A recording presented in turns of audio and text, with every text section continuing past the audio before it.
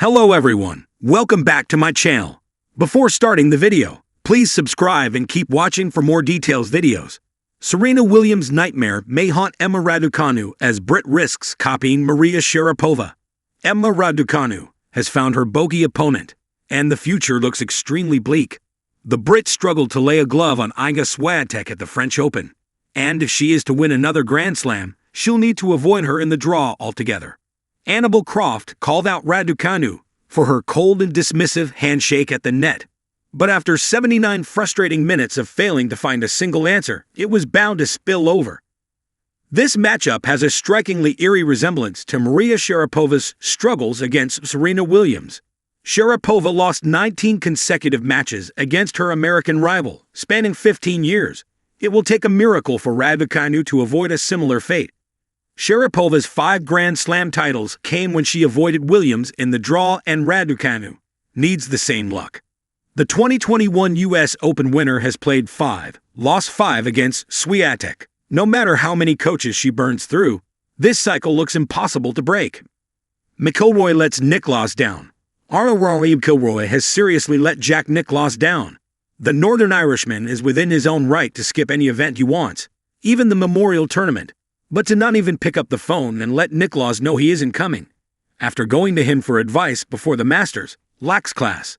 Mary Earps deservedly received some criticism for the timing of her international retirement, just 5 weeks before the European Championship.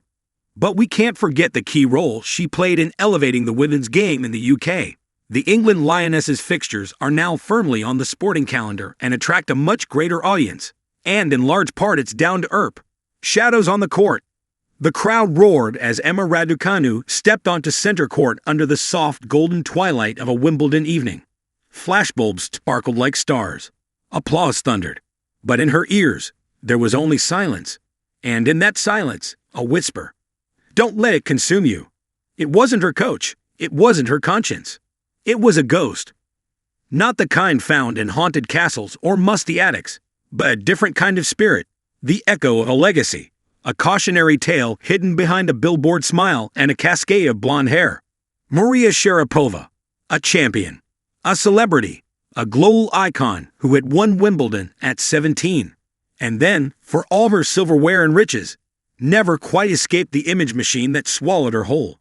And now, years later, Emma felt the same trap being set for her. She remembered that U.S. Open night, her own moment of triumph.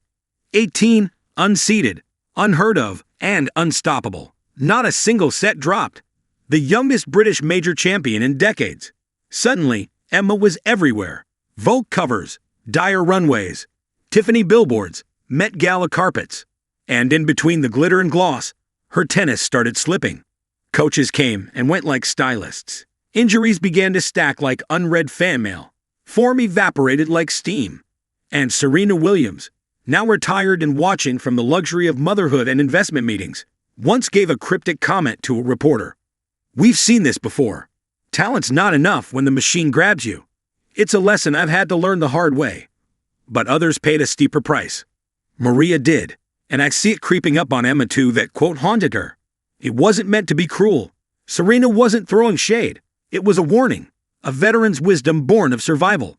Because while Serena had built an empire, she had fought tooth and nail for it, carving her identity with sweat and sacrifice. Sharapova, though brilliant, had danced too close to the light. The modeling contracts, the candy company, the brand building, it all came at a cost. And now, Emma was at the same crossroads. The nightmare Serena had spoken of wasn't just about losing matches. It was about losing yourself.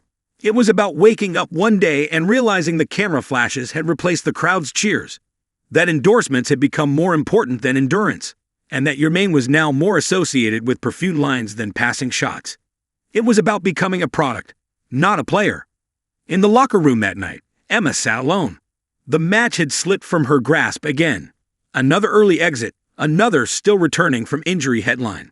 Her agent had already texted her a reminder about the Calvin Klein shoot in Paris. She sighed, running her fingers through her damp hair, eyeing the trophy room's reflection through the glass wall. So many names, so many legends. She imagined what they would say to her. Martina, steely-eyed and stubborn. Billie Jean, fearless and ferocious. Steffi Graf, silent but deadly. And Serena, proud, powerful, unapologetically herself. Would they warn her? Would they cheer her? Or would they just shake their heads? Sharapova's story wasn't one of failure. Far from it. She had 5 slams, tens of millions, and a legacy of icy glamour. But she had also become an avatar of contradiction. A champion who stopped being feared on the court far earlier than she should have been. The branding overwhelmed the battling. And now, Emma was being asked to walk that same tightrope. With even less experience and perhaps even more media noise. She glanced at her phone. Instagram likes. 200K in under an hour. A photo of her lounging in a sponsor's beachwear line. Perfect smile. Airbrushed light. But what about her backhand? What about her ranking? She was young. Still 22.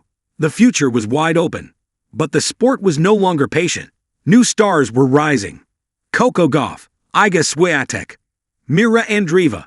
They weren't posing for perfume ads. They were grinding, winning, focused. Emma had the charisma, yes. The crossover appeal. The intelligence, the looks, the poise. But was it going to cost her what Sharapova lost?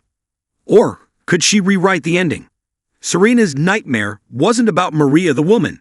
It was about the system that surrounds prodigies like Emma. It's the whirlwind of expectation. The capitalist seduction of image over impact. It's the quiet erosion of confidence that comes when you're asked to represent more than you're ready to be. Emma stood up slowly. Her muscles ached. Her heart ached more. She walked past a group of junior British players, huddled outside the locker room. They looked up at her with wide, admiring eyes. She smiled gently.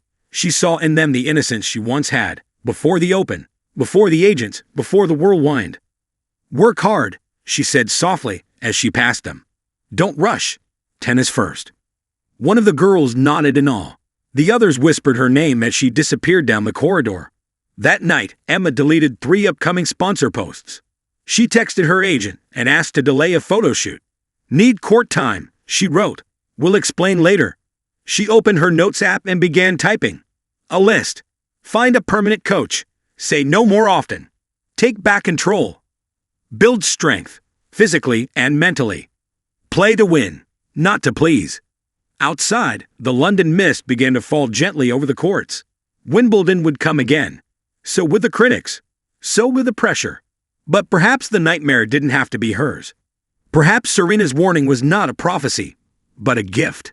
And perhaps Emma Raducanu still had time. Not just to be famous, but to be great.